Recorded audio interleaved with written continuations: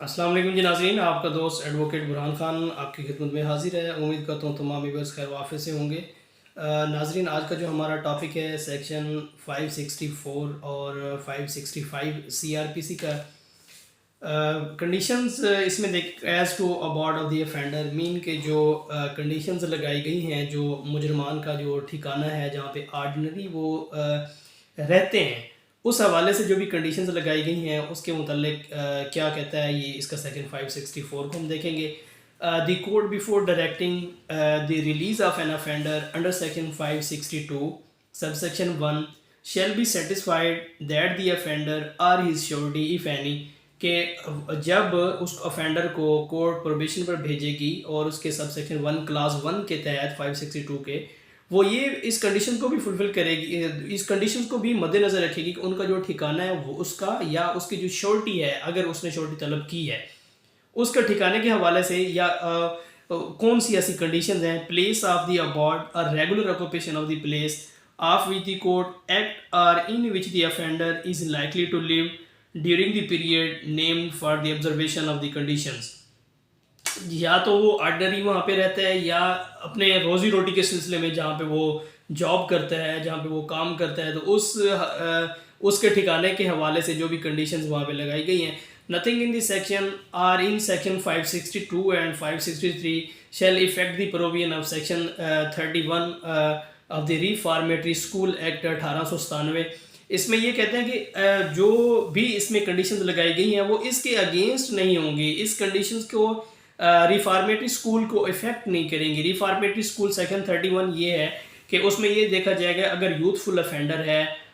Minor offender है, बच्चा जो है वो मुजरिम है या औरत है, तो उस हवाले से उनकी जो कंडीशंस हैं, फ़र्ज़ किया वो जुवेनाइल ट्रायल है या उसको बच्चा है तो उसको ज़मानत का हकदार है या औरत है तो उसको ज़मानत का हकदार है, तो रिफॉर्मेटरी स्कूल एक्ट के तहत कोई भी इस तरह की कंडीशंस नहीं लगाई गई जिससे वो यूथफुल ऑफेंडर है वो इफ़ेक्ट हो उसके रिफॉर्मेटरी स्कूल एक्ट के। अगर वो अगेंस्ट है तो इसको कोर्ट जो है वो उसको रिवाइज किया जाएगा इस कंडीशंस को। 565 ये कहता है कि प्रीवियसली कन्विक्टेड ऑफेंडर जो है उसको नोटिफाई किया जाएगा कि कौन किस जुर्म में वो जो है प्रीवियसली कन्विक्टेड है। Order for notifying address of the previously convicted offender class 1 ये कहते हैं कि by a court of the Pakistan punishable under section 215, 499, 499 B, 499 C Pakistan penal code और any other offence punishable under chapter 12 or chapter 17 of the code with imprisonment in the description for a term of 3 years, जिसकी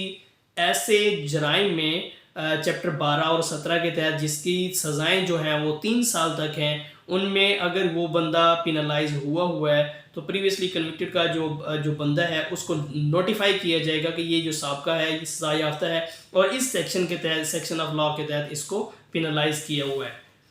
is again convicted in offense punishable this section chapter imprisonment for 3 years or upward, high court, court of session, subdivisional magistrate of the first class, if things with passing a sentence imprisonment or other or residence or the change of the absence in the residence release as the notify hereinafter provided for a term not exceeding 5 years from the date of the expiration of such sentence. तो उसके जो passing जो sentence है उससे ज़्यादा वहाँ से नहीं की बल्कि उसको कमुलेट करके उसके मुताबिक उसको नोटिफाई किया जाएगा। और at the time of passing the sentence imprisonment also the residence of the change in the absence in the residence of the release to be notified hereinafter mentioned.